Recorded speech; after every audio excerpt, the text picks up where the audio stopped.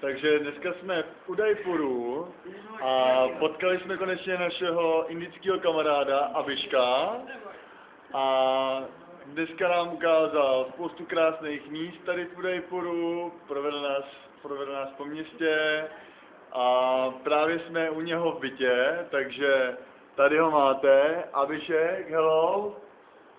How are you? Pijeme slivovici, všichni, Simča, Jelenka, protože jsme se dozvěděli, že do Ahmedabadu, kam pojedeme, nesmíme slivovici provážet, protože tam je prohibice, jo. A nebudete tomu věřit, Abhishek je velký fanoušek pokeru a právě tady hrajeme spolu poker. Jo.